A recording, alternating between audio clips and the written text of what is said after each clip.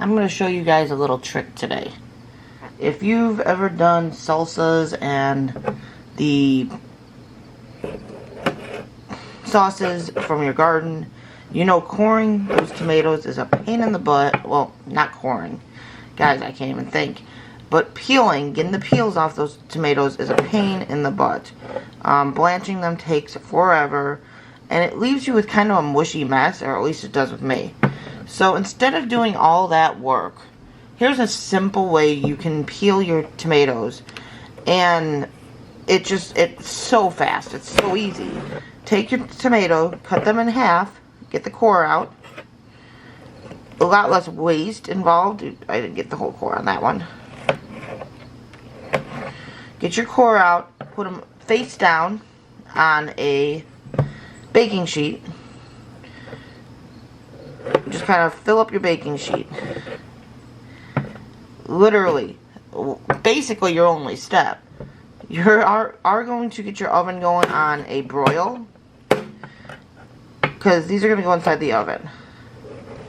And guys, this not only removes your skin, but it also will get rid of a lot of the water out of your tomatoes. See guys, I do this every time, don't I? But it'll get a lot of the water out of your tomatoes as well. I keep the moisture in. Some people don't like having all the moisture when they make their salsa. The sauces, obviously, you don't want all that moisture. But for salsa, I do leave it in. But you can drain that off and can that up as a vegetable stock.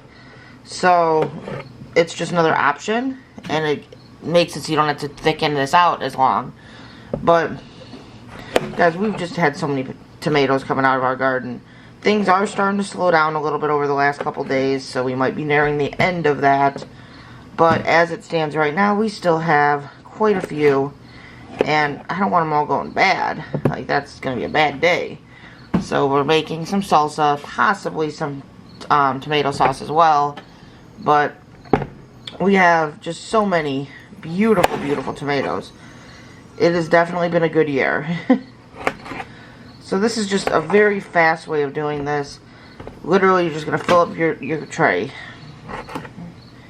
Don't need to put anything down on your tray, like no cookie spray or anything like that. You're just going to put them face down and make messes in the process. You could be composting all your cores. I should be doing such, but I am not. This one's got... I don't know if you've ever had a potato... God, I can't talk. A tomato where they get like this, like, Franken-skin. I have it happen every once in a while. It's not really like blossom end rot. It's at the top. Sometimes it's the whole tomato. I just cut that part off because it's really hard to peel that off when it comes time. It always seems like those ones have a much longer core too. But I still use them. So I'm going to fill this tray up, and I will show you what they look like when they come out of the oven. Like I said, you put them in there on broil until the tops start to wrinkle or get black. That's okay. Usually that's about 4 to 5 minutes. But like I said, I'll bring you back once I bring them out and show you what they look like and show you how you remove those skins. So once those tomatoes start looking like this, you take them out, let them cool a little bit because it is hot. And all you got to do is basically pinch the skin, and look how easy it just comes off. Literally, that's all you got to do. Like, sometimes it gets stuck up on something, but still. Is this not so much easier than boiling them and then having to put them in ice and then trying to get the skin off?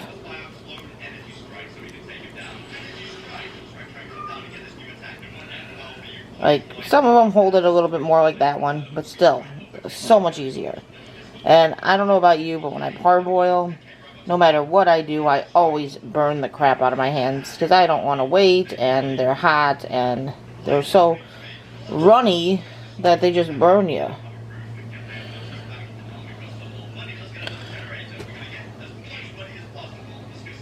But super easy way to peel those tomatoes instead of blanching them for these canning recipes. Usually you just don't want the skin on them.